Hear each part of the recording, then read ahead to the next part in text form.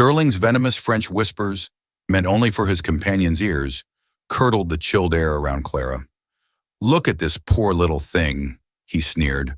Clara, tray steady despite the roaring in her ears, knew the cruel cadence of his voice, the contempt for people like them. He had no idea she understood every word, or who she truly was. She froze, not from fear, but from recognition. And in that moment, she unleashed a secret that would not only shatter his pride, but dismantle his entire empire. The air in Ethelgard wasn't just air. It was a carefully curated atmosphere. It smelled of money, old money to be precise, a subtle blend of lemon oil from the polished mahogany-aged leather from the banquettes, and the faintest, most expensive whisper of truffle oil wafting from the kitchen. From its perch on the 65th floor, the restaurant offered a view of Central Park that was itself a declaration of power. Only the city's elite could afford to look down on the world from such a height. And among the staff who moved like silent phantoms through this gilded cage, there was Clara Ara Morrow. To the patrons, Clara Ara was just part of the scenery. 26 years old, with eyes the color of a stormy sea, and dark hair pulled back into a severe professional knot. She was impeccably efficient. Her movements were economical, her smile polite but distant, her presence deliberately unobtrusive. She refilled water glasses before they were half empty and cleared plates with a ghost-like grace. She was in every respect the perfect waitress for a place like Ethelgard, visible only when needed, invisible otherwise. But beneath the starched white shirt and black apron beat the heart of a fallen princess. Clara Ara Morrow wasn't born to serve, she was born to be served. Her father, Jean-Luc Moreau, had been one of the world's most respected art historians and curators, a man whose word could double the value of a Renaissance painting. Her mother, Ellen, was the daughter of a French diplomat raised in shadow with sprawling gardens. Clara Ara's childhood had been a whirlwind of museum galas, summers in Provence, and lessons in fencing piano in 3 languages. French was not a subject she had learned. It was the language of her lullabies, the tongue in which her parents whispered their love and their arguments. Then 5 years ago, the gilded world had shattered. Jean-Luc Moreau was accused of orchestrating one of the biggest art forgery scandals in modern history. A newly discovered masterpiece, a supposed work by the Dutch master Vermeer, titled The Alchemist's Daughter, was declared authentic on his authority. He staked his entire reputation on it. 6 months later, irrefutable scientific evidence proved it was a brilliant but modern fake. The fallout was catastrophic. Jean-Luc was publicly disgraced, his career obliterated. His friends in high society vanished overnight. The legal fees and penalties devoured their fortune. The man who had once commanded auction houses with a nod was now a pariah. But the true devastation was the accusation itself. He swore he was innocent, that he had been set up, that the evidence against him was manipulated. He pointed fingers at a rival, a man he'd done business with, a ruthless up-and-comer in the corporate world who had a vested interest in the painting sale. But no one listened. The evidence was stacked. The media narrative was set, and Jean-Luc Moreau was the villain. The stress, the shame, the sheer weight of it all broke him. A massive stroke left him partially paralyzed and unable to speak clearly, his brilliant mind trapped in a failing body. Clara Ara, then just 21 and a promising art history student at Columbia, dropped out to care for him and her heartbroken mother. Helen, never equipped for hardship, withered. She developed a chronic illness that required expensive medication. The last of their assets were sold off, including their beloved brownstone. Clara Ara took the first job she could get that paid well enough to cover the rent on their cramped Queen's apartment and her mother's prescriptions, a waitress at Ethelgard. It was a bitter irony. Every night she served the same kind of people who had once been her family's peers, the people who had turned their backs on them without a second thought. She listened to them boast about their acquisitions and summer homes, her face a mask of polite servitude, her soul burning with a cold, quiet rage. Her only confidant at the restaurant was Sophia, another waitress with a sharp tongue and a kind heart. "I don't know how you do it, Clara Ara," Sophia said one evening as they polished silverware in the back. "You have the patience of a saint. If Mr. Henderson from table 4 clicked his fingers at me one more time, I was going to stab him with a butter knife." Clara Ara offered a faint smile. Patience is a weapon, Soph. You just have to know when to use it. She held up a fork, inspecting it for smudges. The reflection showed a tired-looking young woman, but her eyes held a fire that no amount of hardship had been able to extinguish. She wasn't just waiting tables. She was waiting for a chance, any chance, to reclaim her father's honor. That chance was about to walk through the door. It was a Tuesday night, typically slower, but a reservation had been made under a name that sent a ripple of energy through the staff, Damien Sterling. Mr. Dubois, the severe French manager who ran Ethelgard with military precision, briefed the staff. Mr. Sterling is one of the most important investors in the restaurant group. He is particular. Everything must be perfect. No mistakes. Clara Ara, you will take the table. Your professionalism is unmatched. Clara Ara nodded, her expression unreadable. She knew the name. Damien Sterling was a titan of finance, a man who had built a multi-billion-dollar empire from nothing. His face was a regular feature in Forbes and the Wall Street Journal. He was known for his aggressive takeovers, his lavish lifestyle, and his notoriously short temper. He was the epitome of new money, desperate to cloak himself in the trappings of the old world. When he arrived, he was exactly as she'd pictured, tall, impeccably dressed in a custom Tom Ford suit, with a ridiculously expensive PC Philippe watch on his wrist that seemed to scream its own price tag. His hair was perfectly coiffed, and his smile was a predatory slash of white teeth. On his arm was a woman who looked more like an accessory than a person, stunningly beautiful, painfully thin, and wearing a dress that cost more than Clara Ara's annual rent. Her name was Isabel. Sterling, party of two. He announced to the hostess, not with the tone of a guest arriving, but of a king entering his court. They were seated at the best table, the corner banquet with the panoramic view. It fell within Clara Ara's section. As she approached, she felt a familiar knot of resentment tighten in her stomach. He was just another arrogant peacock, another man who saw her as nothing more than a pair of hands to bring him his food. "Good evening," Clara Ara said, her voice calm and even. "My name is Clara Ara, and I will be your server this evening. May I start you with some water?" Damien didn't even look at her. He was busy showing Isabel something on his phone. He simply waved a dismissive hand. "Get us the 98 Petrus and don't shake it." It was an order, not a request. Clara Ara knew the wine. It was $12,000 a bottle. "An excellent choice, sir," she said, maintaining her composure. She turned to Isabel. "And for you, madam." Isabel looked up from the phone, momentarily confused, as if she hadn't expected to be spoken to. "Oh, I'll have what he's having." As Clara Ara walked towards the wine cellar, she could hear Damien's voice, a low rumble of arrogance. He was boasting about a recent acquisition, a rival company he'd gutted and sold for parts. He spoke of people's livelihoods as if they were numbers on a spreadsheet. Clara Ara returned with the wine, presenting it to him as per protocol. He glanced at the label with a cursory nod, the gesture of a man performing a role he'd learned from movies. "Open it." She performed the ritual with practiced expertise. The clean cut of the foil, the silent twist of the corkscrew, the perfect pour into the decanter. Her hands were steady, betraying none of the contempt she felt. She poured a small amount for him to taste.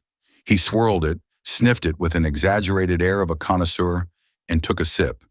"Acceptable," he declared, as if he were granting the wine a pardon.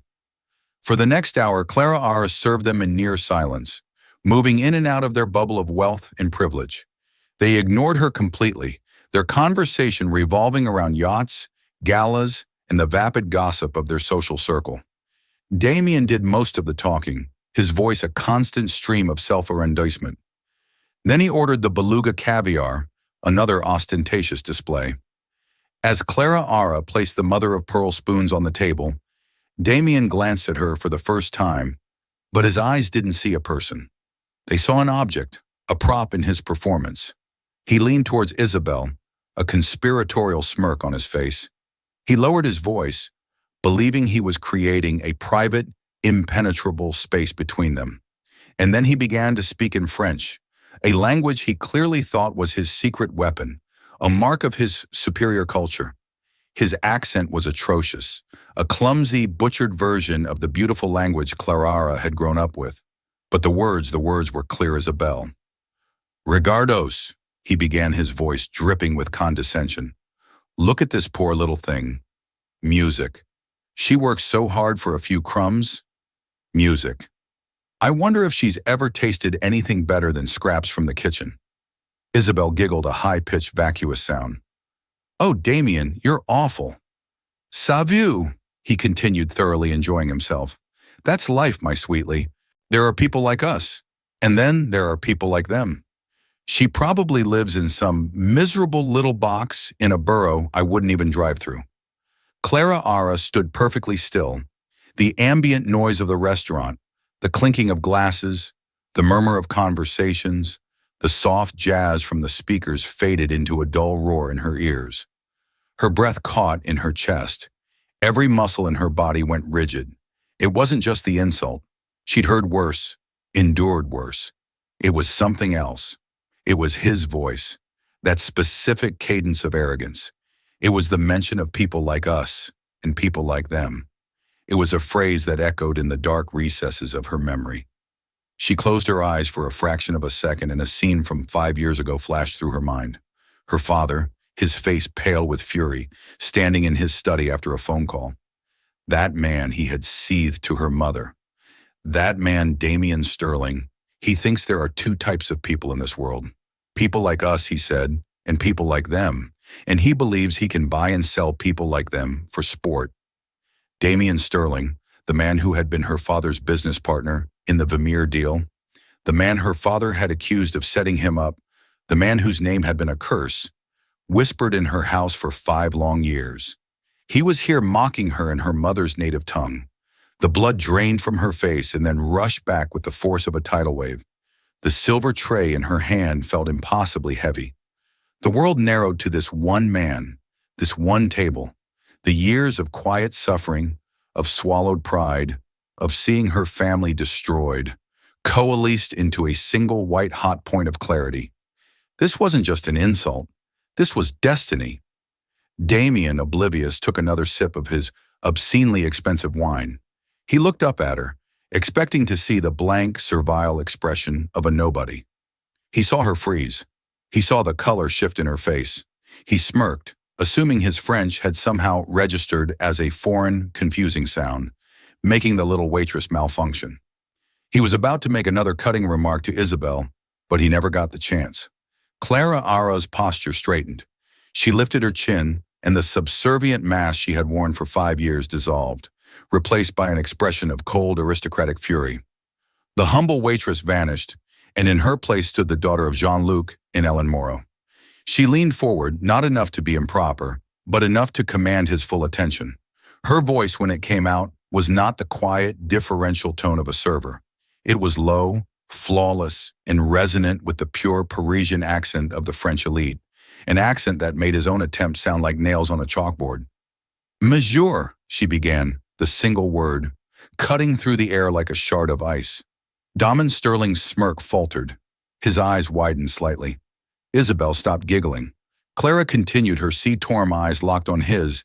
If you wish to critic my circumstances in French, I suggest you first master the language beyond the level of a tourist asking for the bathroom. Damien's jaw went slack. The wine glass in his hand trembled. He was utterly, completely frozen. He understood every single, perfectly enunciated word. But Clara Ara wasn't finished. She pressed her advantage, her voice dropping to a near whisper laced with venom. Your accent is as clumsy as your manners, and as for what I have or have not tasted, know that I was raised in a world for which you only wear the costume. She held his stunned, panicked gaze for a beat longer, letting the weight of her words land. The silence at the table was absolute. Isabel looked back and forth between them, her face a mask of complete confusion. Then, with a poise that was nothing short of breathtaking, Clara Ara straightened up, gave a slight, almost imperceptible nod, and said in perfect professional English, "Please enjoy your caviar, sir." And she turned and walked away, her back ramrod straight, leaving Damien Sterling sitting in the ruins of his own arrogance, his face a ghastly shade of pale. He wasn't just mocked, he was exposed. And in his eyes, Clara Ara saw something more than just humiliation. She saw fear. He hadn't just been outsmarted by a waitress. He had been recognized by a ghost from the past he thought he had buried forever. The walk from Damien Sterling's table to the sanctuary of the kitchen felt like traversing a chasm. Clara Ara's legs moved on autopilot, her mind a maelstrom. The adrenaline coursing through her veins made her hands tremble, but her resolve was forged in steel. She pushed through the swinging doors into the chaotic symphony of the kitchen, the clatter of pans, the hiss of the grill, the shouted orders of the chefs, and it was like coming up for air after being held underwater. Sophia was by the service station inputting an order. She took one look at Clara Ara's face and her eyes widened. "Clara Ara, what happened? You look like you've seen a ghost." "Worse," Clara Ara breathed, leaning against the cold stainless steel counter. "I've seen a monster." Before she could explain, the kitchen door swung open with such force that it slammed against the rubber stopper. Mr. Dubois, the manager, stood in the doorway, his normally placid face a thundercloud. His eyes scanned the kitchen and locked onto Clara Ara. "Mararo, my office." Now he barked. A hush fell over the kitchen staff. A summons to Dubois' office mid-shift meant one thing: termination. Sophia shot Clara Ara a panicked look. Clara Ara, however, felt a strange sense of calm settle over her. Getting fired was the least of her worries now. Everything had changed. She followed Dubois into his cramped, windowless office. He closed the door behind them and gestured sharply to the chair opposite his desk. He sat down, steepled his fingers, and fixed her with a hard stare. "Explain," he said, his voice dangerously low. "Mr. Sterling is one of our most significant patrons. He has just informed the hostess that he is leaving, that he has been egregiously insulted by his server, and that he will be speaking to the ownership group tomorrow morning.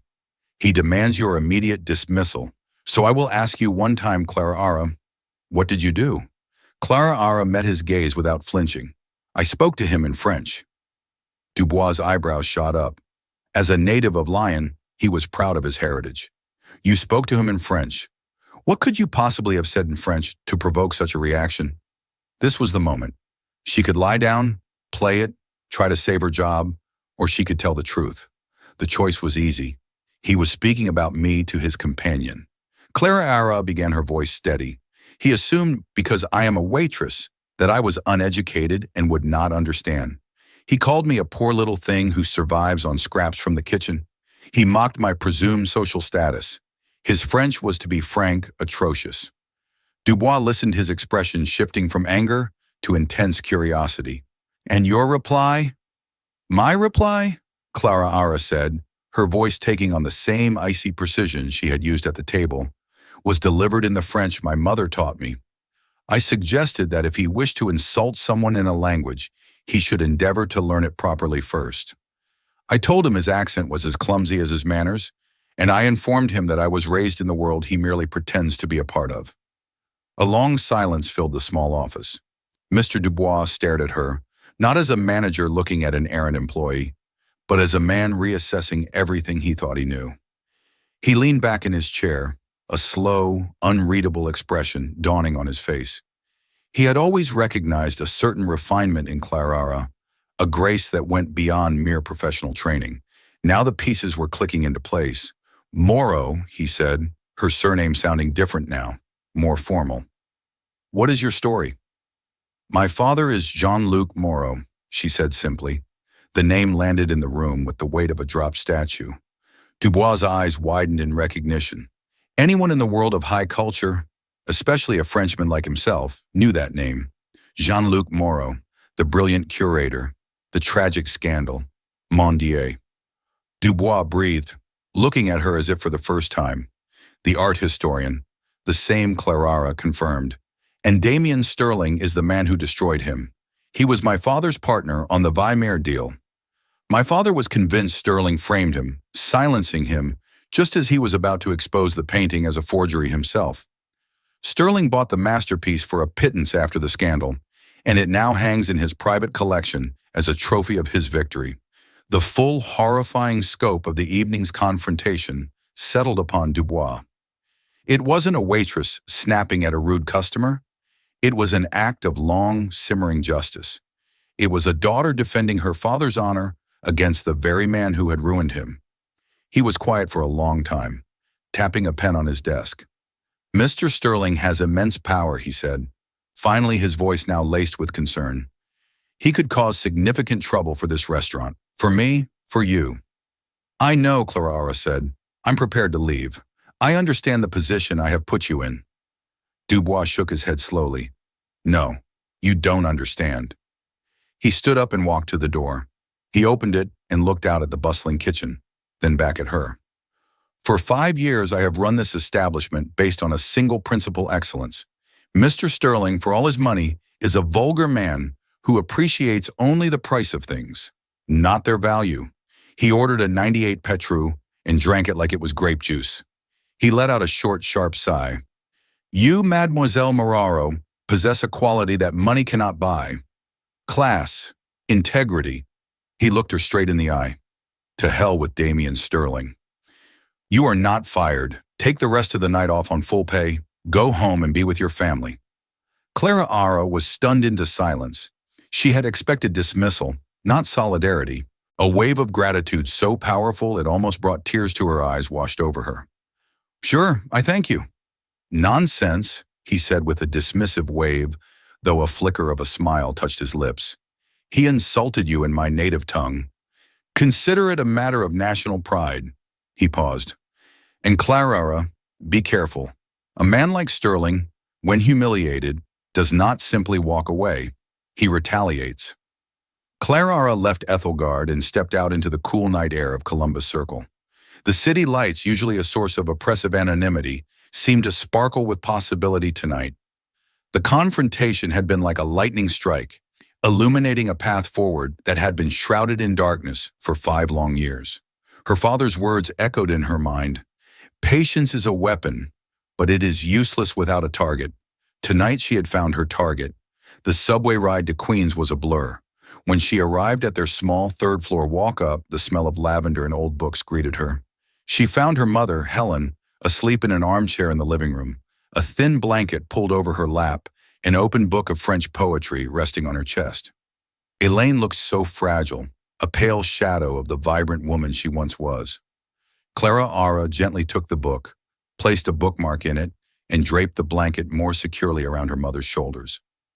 The sight of her mother's quiet suffering solidified the new dangerous resolve taking root in her heart. In the small room that served as her father's bedroom and study, she found him awake, sitting in his wheelchair by the window, looking out at the brick wall of the adjacent building. The stroke had stolen his words, but not the intelligence in his eyes. He turned his head as she entered, and his gaze was sharp, questioning. He could always tell when something was wrong, or in this case, when something was different. She knelt by his wheelchair, taking his good hand in hers. Papa, she said softly, I saw him tonight. Damien Sterling. Her father's hand convulsed in hers. A low, guttural sound of frustration and rage escaped his lips. One of the few sounds he could still make. His eyes burned with a fire she hadn't seen in years. He was at the restaurant, Clara Ara continued, her voice low and intense. He tried to humiliate me. He didn't know who I was, but I knew who he was. And Papa, I didn't stay silent. She recounted the entire exchange word for word in French. As she spoke, she watched her father's face. The frustration gave way to shock, then to something else. A fierce, blazing pride. A single tear tracked its way down his wrinkled cheek. When she finished, he squeezed her hand with surprising strength, his eyes conveying everything his voice could not. Good. It has begun. For the first time in 5 years, Clara Ara felt not like a victim of circumstance, but an agent of her own destiny. Dubois' warning echoed in her head. A man like Sterling retaliates. She knew this wasn't the end. It was the opening salvo of a war she had just declared. Sterling wouldn't just try to get her fired now. He would try to crush her. He couldn't afford to have a ghost with the name Marrow walking around New York, especially one who wasn't afraid of him. She went to her own small room and pulled out a worn leather-bound trunk from under her bed. Inside was the wreckage of her former life photographs, university textbooks, and at the very bottom, a collection of her father's notebooks. These weren't his published works, but his private research journals filled with his elegant looping script detailing his thoughts, his discoveries, his doubts. She had packed them away because looking at them was too painful. Now she opened them with a new purpose. She spent the rest of the night poring over the entries from the months leading up to the scandal. She read about his initial excitement over the alchemist's daughter, his meticulous examination of the canvas, the pigments, the craquelure, and then she found it. An entry dated 2 weeks before the scandal broke. Her father's handwriting was agitated, sharper than usual. Something is wrong with the lead tin yellow, he had written. The particle composition, it's too uniform, almost unnaturally so. It's consistent with the 17th century, but it lacks the subtle, almost imperceptible inclusions of silica one would expect from the milling process of the era. It feels manufactured, perfect in a way that feels false, she read on her heart, pounding. I raised my preliminary concerns with Damien today. He dismissed them out of hand. You're being paranoid, Jean-Luc, he said. This is our golden goose. Don't ruin it with academic fussiness. His eagerness to rush to authentication is unseemly. It feels less like passion for the art and more like pure avarice. He's already pre-sold shares in the painting to a consortium of investors. If this painting is revealed as a fake before the public sale, he will be ruined and exposed as a fraud. The final chilling entry on the subject was from 2 days before his public disgrace. I am certain now it's a forgery, a masterful one, but a forgery nonetheless. There's a particular technique in the underdrawing of the girl's sleeve, a cross-hatching style that is a signature of a known 20th century forger. Han van Meegaren's most gifted student. I have a sample ready to send for independent spectrographic analysis. I will confront Damien with my full findings tomorrow morning. The truth must come out. He never got the chance. The next day, an anonymous tip led investigators to a Swiss bank account opened in her father's name with a multi-million-dollar deposit traced back to the sellers of the painting. The independent analysis he had commissioned was mysteriously intercepted and replaced with a doctored report confirming the painting's authenticity. He was framed perfectly and completely. Clara Ara closed the journal, her hands shaking. This was it. This was the proof. It wasn't just her father's word against Sterling's. It was his contemporaneous, documented research. Sterling hadn't just profited from the scandal. He had orchestrated it to stop her father from exposing him. He'd pre-sold shares in a painting he knew might be fake. A massive act of fraud. A cold, hard plan began to form in her mind. A public confrontation was not enough. Humiliating him was not enough. She had to dismantle him. She had to take away everything he had built on the ashes of her family's name. And she knew just how to do it. Her phone buzzed. It was a text from Sophia. Dubois just got off the phone. Said it was the big boss. You're not fired, but you're on indefinite paid leave. He said to tell you to lay low.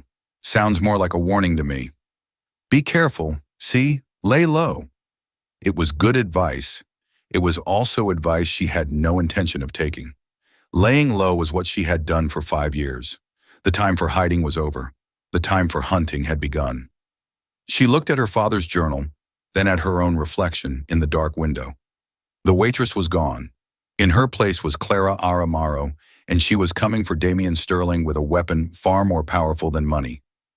The truth. The indefinite paid leave was a gilded cage, a temporary sanctuary bought by Mr. Dubois' courage. Clara Ara knew it wouldn't last. Damien Sterling was not a man to forgive or forget a public humiliation. He would investigate the waitress who had so thoroughly flayed him. He would dig until he unearthed the name Maroro. And the moment he did, his fear would ignite a far more dangerous fire. Her time was running out. She didn't waste a second. Her cramped Queens apartment became the headquarters of a one-woman insurgency. The years of quiet grief were over, replaced by a cold, energizing fury. She unearthed the leather trunk containing the last vestiges of her father's academic life, his private research journals. For 5 years, they had been monuments to her pain. Now they were an arsenal. With a methodical focus she hadn't felt since her university days, she devoured the entries from the months leading up to the scandal. She read of her father's initial awe at the alchemist's daughter, his meticulous notes on its composition, and then the dawning, sickening realization that something was wrong. She found the key passage, the one that made her heart hammer against her ribs. Her father's script sharp with agitation. Something is wrong with the lead tin yellow. It lacks the subtle inclusions of silica. It feels manufactured. I raised my concerns with Damien today. He dismissed them. This is our golden goose, Jean-Luc, he said. Don't ruin it. His avarice is alarming. He has already pre-sold shares in the painting to investors. If this is a fake, he isn't just a fool. He's a fraud. The final entry, dated just 2 days before his public ruin, was the smoking gun. I am certain now it's a forgery, a masterful one, but a forgery. The underdrawing of the sleeve, it contains a cross-hatching style, a signature of a known 20th century forger. I have a sample ready for independent analysis. I will confront Damien with my full findings tomorrow. Clara Ara closed the journal, her hands trembling, not with fear, but with vindication. This was the proof. Her father was on the verge of exposing Sterling's massive financial fraud when Sterling had framed him, turning the truth on its head. But a journal, however damning, wasn't enough. It was her word, the word of a bitter daughter against a billionaire's. She needed an ally, someone with unimpeachable credibility, someone known for hunting monsters like Sterling. Her mind immediately seized on one name, Arthur Finch. A lion of investigative journalism, Finch had been forced into retirement from the New York Ledger, but his reputation for dismantling corrupt financiers was legendary. Crucially, she remembered a single skeptical article he'd written about her father's case years ago, questioning the convenient perfection of the narrative against him. He had seen the masterpiece of misdirection. Finding him was a challenge. He was a ghost in the digital age. An old press club directory finally led her to a dusty, cavernous bookstore in the East Village called The Final Word. A small bell announced her entry into a maze of towering, precarious stacks of books. Behind a counter that served as a fortress against the world, sat a man with rumpled clothes, thinning gray hair, and the deeply cynical eyes of someone who had seen humanity's worst. "We close in 5 minutes, he grumbled, not bothering to look up from his newspaper. "Mr. Finch," Clara Ara said, her voice clear and strong. "My name is Clara Ara Morrow. My father was Jean-Luc Morrow." The newspaper lowered slowly. Arthur Finch's pale blue eyes, magnified by his spectacles, appraised her with piercing intensity. "I remember the name. The story is old and cold. What do you want?" "I want to reignite it," she replied, stepping forward and placing her father's journal on the counter between them. "This is his private journal from right before the scandal. It proves he knew the Veer was a fake. It proves Damien Sterling had a multi-million-dollar motive to silence him and frame him." Finch's bored facade cracked, replaced by the keen, predatory interest of a reporter smelling blood. He opened the journal with a reverence for evidence that Clara Ara deeply appreciated. His finger traced the elegant script. "A diary can be dismissed," he rasped, testing her. "Sterling will claim your father wrote it after the fact to save himself. He had a stroke 5 years ago, Mr. Finch. He hasn't been able to write his own name since," Clara Ara countered coolly. "The entries are dated. They are his real-time thoughts. And more importantly, he mentions a specific piece of evidence, a forger's signature hidden in the under-drawing of the painting. That was the hook." Finch leaned in, the old fire rekindling in his eyes. "Okay, kid, you've got my undivided attention. But to nail a man like Sterling, we need more than a book. We need a public stage, and we need a cannonball of irrefutable proof to fire from it." "I have the stage," Clara Ara said instantly, the plan that had been forming in her mind, now crystallizing. In 2 weeks, Sterling is hosting his annual Patrons' Heart Gala. It's his biggest night of self-promotion, and the auction centerpiece this year is a charcoal sketch, a supposed study for the alchemist's daughter. Finch let out a low, appreciative whistle. The sheer, unmitigated gall. He's not just polishing his trophy, he's selling tickets to see it. It's the perfect stage for an implosion. He paused, his gaze hardening. "But what's the cannonball? The signature you mentioned is on the actual painting, which is hanging in his penthouse. We need to see it. We need forensic quality images." The challenge seemed insurmountable. Sterling's penthouse was a fortress, but a sly, calculating smile spread across Arthur's face. His ego may be his undoing. He's desperate for legitimacy. So desperate, he just hired a new private curator to catalog his collection. A brilliant but hopelessly naive academic named Dr. Alistair Finch. Clara Ara stared. Finch? My nephew Arthur confirmed with a grimace. Thinks his uncle Arthur is a journalistic troglodyte. But he's family, and he's about to unwittingly help us commit a beautiful act of sabotage. The plan they hatched was as simple as it was audacious. Arthur would leverage a vague family obligation to have Alistair hire a specialist for his cataloging project. Clara Ara would become Anna, a freelance art photographer and research assistant with a stellar and fabricated portfolio. Her sole mission, infiltrate the lion's den and capture high-resolution, multispectral images of the forgery's hidden signature. The next 10 days were a blur of transformation. Clara Ara shed the skin of the waitress and the grieving daughter. Using the last of her funds, she acquired a new uniform, understated, intellectual, and expensive enough to pass muster. She spent hours in the New York Public Library, refreshing her knowledge on art forensics and photographic techniques, becoming Anna in mind as well as appearance. In a moment of calculated risk, she sent a heavily encrypted message to Dr. Isabella Rossi, her father's most trusted colleague in Florence, a world-renowned expert in pigment analysis. The message was simple. Found father's notes. Proof is coming. Stand by. The reply was instantaneous for Jean-Luc. Always. The day of the visit, a knot of pure ice formed in Clara Ara's stomach. Arthur met her for coffee, his usual cynicism replaced by a paternal concern.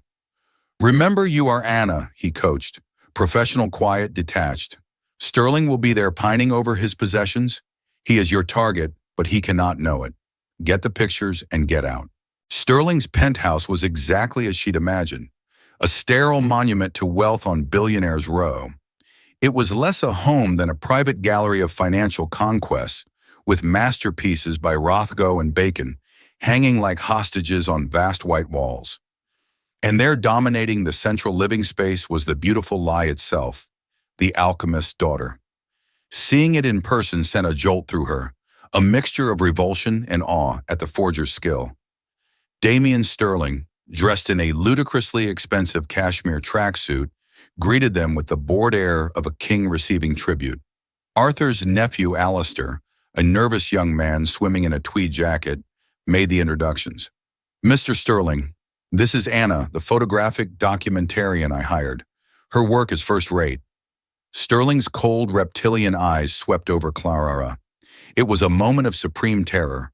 Would he see her, the waitress from Ethgard? The woman who had gutted his pride with a few perfectly spoken words of French. He saw nothing. He saw a plain, scholarly woman who posed no threat, another hired hand to be ignored. Fine, he grunted, already turning back to a massive screen displaying stock tickers. Alistair, supervisor, make sure she doesn't touch anything. The dismissal was a gift. It allowed Clara Ara to fade into her role. With trembling insides but rock-steady hands, she began her work methodically photographing several pieces to establish her cover. She could feel Sterling watching her intermittently from across the room, his gaze not one of suspicion, but of smug ownership, as an expert validated his collection. The irony was suffocating. She saved the alchemist's daughter for last. Given its provenance, I'll need to use multispectral imaging to create a full record for the insurance catalog, she explained to Alistair, her voice a flat academic monotone. Brilliant, of course, he replied, eager to contribute. This was the moment. She adjusted her powerful camera and tripod fitting the infrared lens. She focused on the sleeve of the girl's dress, the very spot her father's journal had described. Through the viewfinder, the painted surface was opaque, but on her camera's small digital screen, which processed the infrared light, the ghostly under-drawing began to appear. Her heart hammered, and then she saw it. Faint, but absolutely clear. A specific geometric cross-hatching pattern in the folds of the fabric. A stylistic tick as unique as a fingerprint. It was the forger's signature. She had him. She took a dozen shots from every conceivable angle. Her movements practiced and calm. The evidence was now digital, captured secure. She downloaded the files to an encrypted drive and then wiped the camera's memory card clean. As Alistair looked on oblivious. As she packed her gear, Sterling sauntered over a proprietary gleam in his eye. Impressive, isn't it? He said, gesturing to the painting. My verere. The temptation to strike, to wipe that smirk off his face with a single sentence was overwhelming, but she held his gaze, her face a perfect mask of professional detachment. She was Anna. It's a most compelling painting, Mr. Sterling, she said, her voice even a truly fascinating subject for technical analysis. It was the perfect bloodless response music to his arrogant ears. He nodded, satisfied that his possession had been appropriately admired, and dismissed her with a wave. Clara Ara walked out of that penthouse and into the New York afternoon, the encrypted drive in her pocket, feeling like a detonator. She had walked into the heart of her enemy's fortress, looked him in the eye, and stolen the secret that would bring his entire world crashing down. The ghost had gathered her proof. Now it was time to set the stage for the haunting. The fortnight leading to the Patron's Heart Gala was a period of intense focused activity. Arthur Finch's bookstore, The Final Word, transformed from a dusty sanctuary of old knowledge into a clandestine war room. The air, usually thick with the scent of aging paper, now crackled with conspiracy, and the hum of a laser printer churning out evidence. The encrypted drive containing the images from Sterling's penthouse was their primary asset, and they prepared to leverage it with the precision of a military strike. The first move was to send the multispectral images to Dr. Isabella Rossi in Florence. Working through secure channels, the fiercely loyal art historian analyzed the data with a passion fueled by her belief in Jean-Luc Moreau's innocence. The report she sent back less than 72 hours later was more than just a confirmation. It was an executioner's warrant. Dr. Rossi's analysis not only corroborated the chemical anomalies in the pigments her father had first noted, but it also presented a side-by-side comparison of the infrared underdrawing from The Alchemist's Daughter with known works by a specific 20th century forger. The match was perfect, the stylistic signature undeniable. Her conclusion was stated with absolute scientific certainty. The painting was a modern fake. The cannonball was now forged and ready. While Clara Ara absorbed the report, steeling her resolve, Arthur worked his own magic. He became a ghost in the machine, calling in favors from a lifetime of journalistic integrity. He prepared a comprehensive press kit containing Dr. Rossi's findings, key excerpts from Jean-Luc's journal, and a timeline of the original scandal ready for instantaneous digital release. He made discreet calls to trusted contacts at the Securities and Exchange Commission and the District Attorney's Office, not revealing his hand, but advising them to pay very close attention to Damien Sterling's gala auction. Think of it as a potential philanthropic anomaly, he'd said, his voice laced with intrigue. His final preparations involved coaching Clara. You cannot go in there as a vengeful daughter, he instructed her, pacing the cramped back room. Emotion is Sterling's weapon. He will paint you as hysterical. You must be cold, factual, and unshakable. You are not there to accuse. You are there to present incontrovertible facts. You are an art historian just like your father. You will honor him with his own weapon, the truth. Clara Ara understood this required one last transformation. She couldn't be the waitress nor the timid academic Anna. She had to embody the legacy Sterling had tried to erase. With the funds from Mr. Dubois and a loan from Arthur, she procured her armor, a vintage sapphire blue silk gown. It was a statement of timeless elegance, not fleeting wealth. Her hair was swept into a graceful chine-or, her only jewelry, a pair of pearl earrings that had belonged to her mother. When she looked at her reflection, she saw the woman she was meant to be, her stormy eyes burning with a purpose that left no room for fear. The night of the gala, the Temple of Dender at the Metropolitan Museum, was a shimmering spectacle of performative charity. The air was heavy with expensive perfume and the self-congratulatory chatter of New York's elite. Clara Ara moved through the crowd, a ghost of their world they failed to recognize. They saw only an elegant stranger, not the daughter of the man they had so easily condemned. She saw them for what they were, courtiers to a hollow king. And there was the king himself, Damien Sterling, holding court near the stage.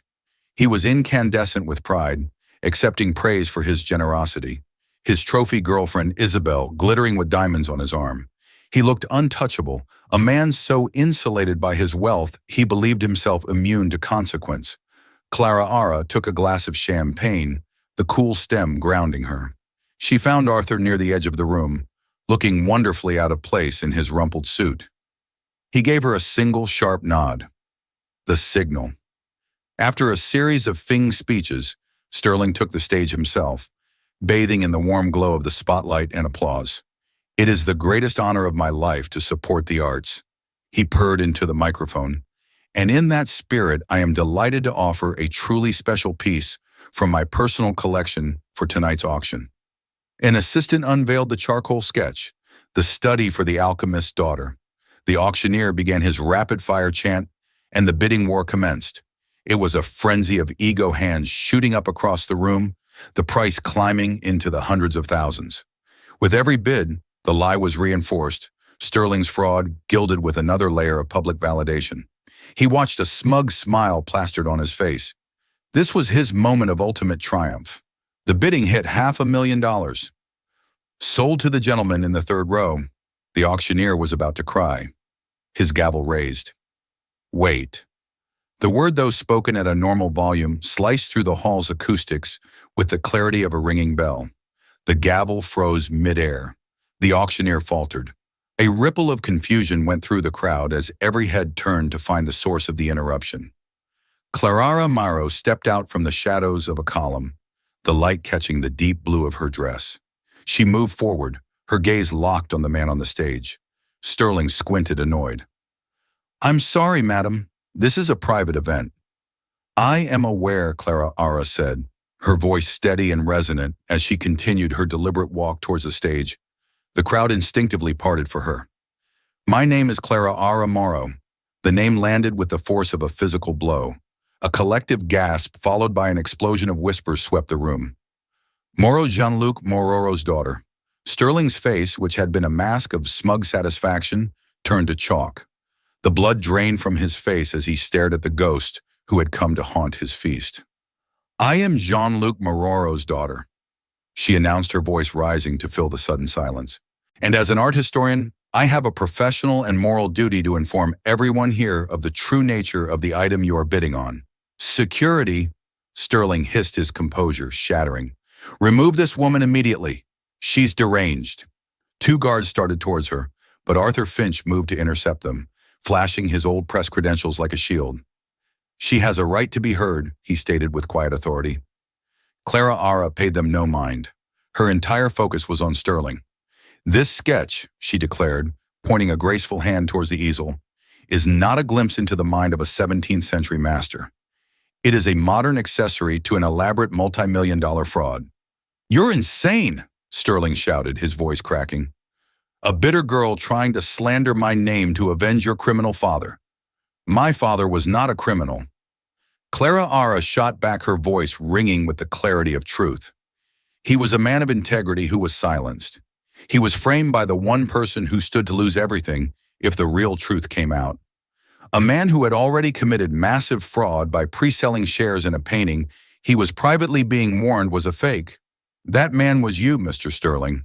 She raised her phone, and on the large screens flanking the stage, an image appeared, a page from her father's journal, his elegant script detailing his suspicions. As the crowd murmured, she swiped and the next image appeared. The stark black and white infrared photograph of the sleeve, the forger's unique cross-hatching circled in red. "My father knew the forger had left a signature, a stylistic tick hidden beneath the paint," she explained, her voice clinical and precise. "A signature he was about to expose. This is it." The next slide was a side-by-side comparison from Dr. Rossi's report, placing the infrared image next to a known sample from the 20th century forger. The patterns were identical. "This is not Veer. It is a lie authenticated by a report from one of the world's leading experts, Dr. Isabella Rossi." Sterling was cornered, his face slick with sweat. "Lies, this is all fake doctorate images. Slander." He roared, but his denials were hollow, drowned out by the weight of the evidence on the screens. "Is it?" Clara asked softly. And then came the final devastating blow. From the side of the stage, a pale, trembling figure emerged. It was Alistair Finch, Arthur's nephew. His face, a mask of horrified resolution, held up a tablet. "Mr. Sterling," he said, his voice shaking but clear enough for the microphone to catch. Your own financial records, which I am charged with maintaining, show a payment of $2 million to a shell corporation. The payment was made 2 days before Dr. Marrow was publicly accused. That shell corporation has been traced back to the firm that produced the fraudulent authentication report used to frame him. If the art historical evidence was a dagger, this was the poison on its tip. The accusation was no longer just about a fake painting. It was about conspiracy wire fraud and a criminal plot to destroy an innocent man. The entire room erupted. The facade of civility crumbled. Sterling stood alone on the stage, a pariah under the hot lights, his powerful friends physically recoiling from him. His empire of lies had dissolved in a matter of minutes. As he stood there speechless and exposed, the main doors of the hall swung open. 2 uniformed officers and 2 detectives in sharp suits entered, not with urgency, but with the calm, inexorable purpose of fate. They walked directly toward the stage, their eyes fixed on one man. Clara Ara watched them approach. She felt no elation, only a profound, solemn quiet. Her quest was over. The sword she had forged from truth had done its work. The ghost had finally brought the monster into the light. In the end, it wasn't a clash of titans. It was a story of quiet, unyielding truth against loud, hollow arrogance. Clara Ara Morrow, the woman Damian Sterling saw as nothing, became his everything, his judge, his jewelry, and the architect of his downfall. Sterling was arrested that night, his empire collapsing under the weight of dozens of fraud investigations. The name Jean-Luc Moreau was not only cleared, but celebrated his genius, and integrity finally vindicated. Clara Ara, no longer a waitress or a ghost, used her family's reclaimed legacy to establish a foundation dedicated to fighting art fraud and supporting artists, ensuring no one would suffer the way her father did. Her story is a powerful reminder that wealth can build palaces, but it can never build character. True power lies not in what you have, but in who you are and the courage you have to defend it. If you were cheering for Clara Ara's incredible victory, please give this video a like and share it with someone who loves a story of justice served cold. Let us know in the comments what you think was the most satisfying moment of Damian Sterling's downfall. And don't forget to subscribe and hit the notification bell for more unforgettable stories of unexpected heroes and righteous revenge.